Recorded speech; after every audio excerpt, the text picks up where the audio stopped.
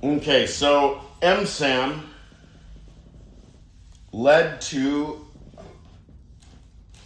kind of very active sexual preoccupations. And so at that point, I was still experimenting a lot with dating apps, of course, 10 years ago, dating apps probably worked to some degree because I actually did get laid a few times from Tinder, and I think once from OkCupid. But the whole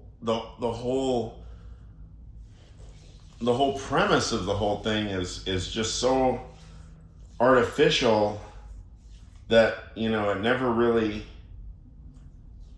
everything just seems to have that dating app vibe.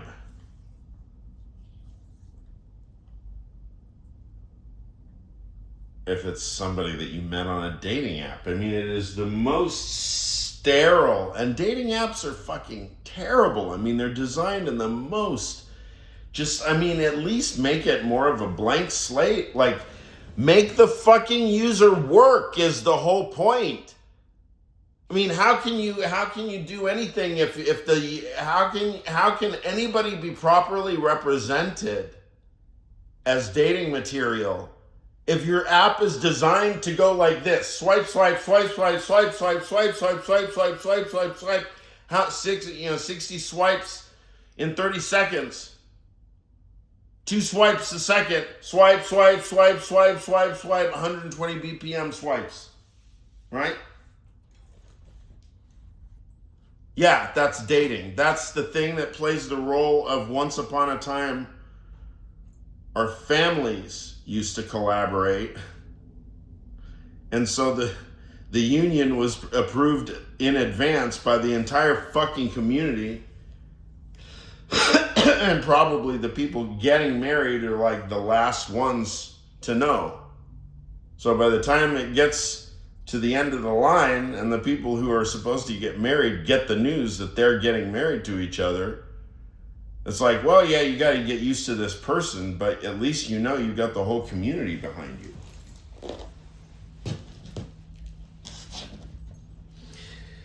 And we, as intrepid,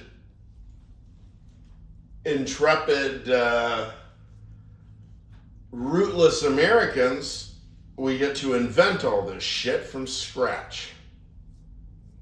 And so we come up with the brilliant ethos that we're going to marry for love, and we literally destroy the entire institution.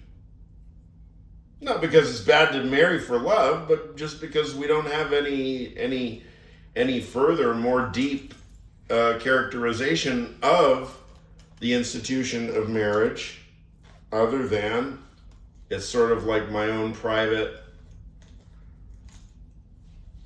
self-realization fellowship or something, right? Like, what is your use for me?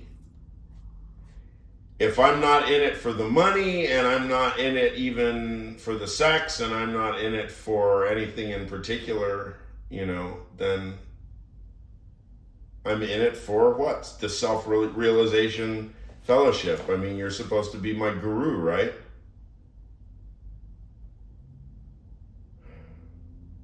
Yeah, I mean, if that's the only, if the only basis of trust, if the only person that you can trust is a mate that you've quasi-idealized and put yourself in a position that you can only trust that person that you've idealized,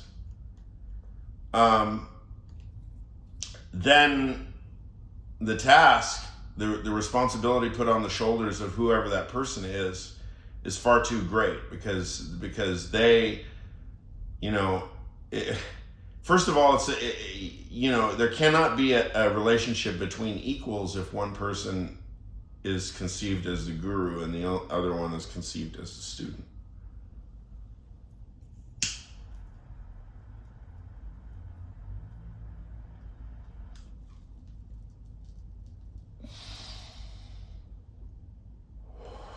So,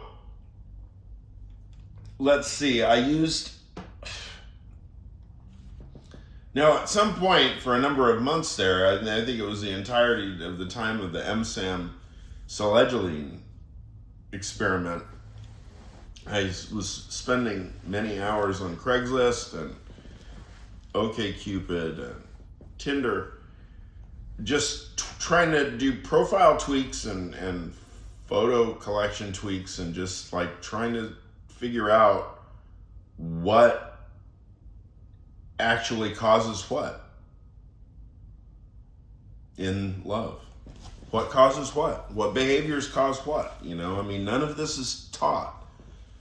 It's just assumed that people should be able to figure it out. But the thing is that in traditional societies you have arranged marriage, so it is taught. And the other thing is, if there is anything to the idea that discipline and punishment plays a role in training people how to date, then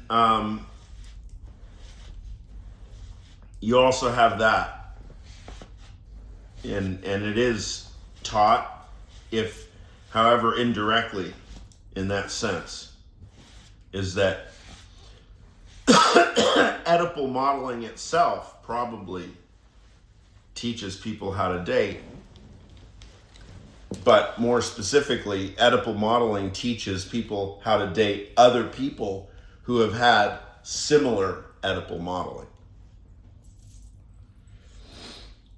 So Selegiline, I was on this. Of course, I said I went to Brazil for 4 days. I was on it then. I remember very distinctly, and I was extraordinarily horny and sexually agitated. And so for a number of months, I was really turning the corner at that point, really trying to get straight with myself that the idea of attempting to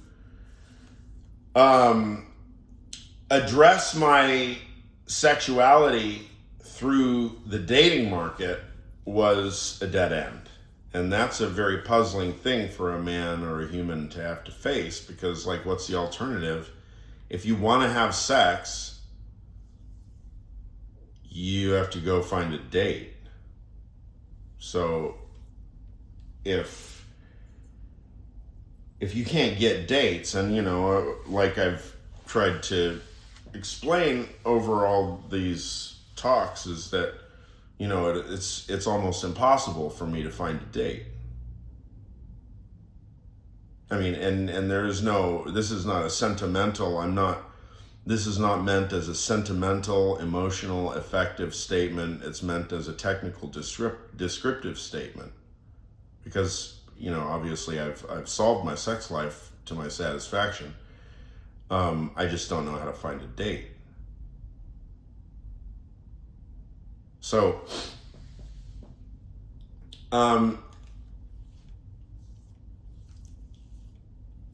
I started becoming, and of course that's not a truth that psychoanalysis will ever allow you to establish on your own, because that is not a palatable truth for psychoanalysis, because of course from the perspective of psychoanalysis, everyone can find a date.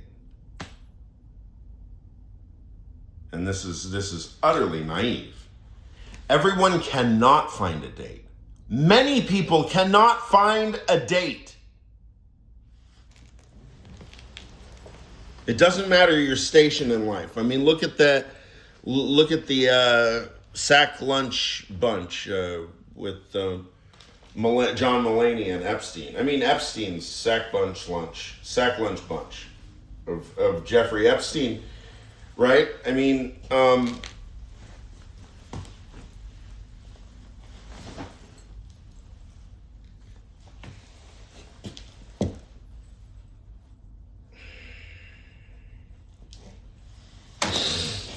okay.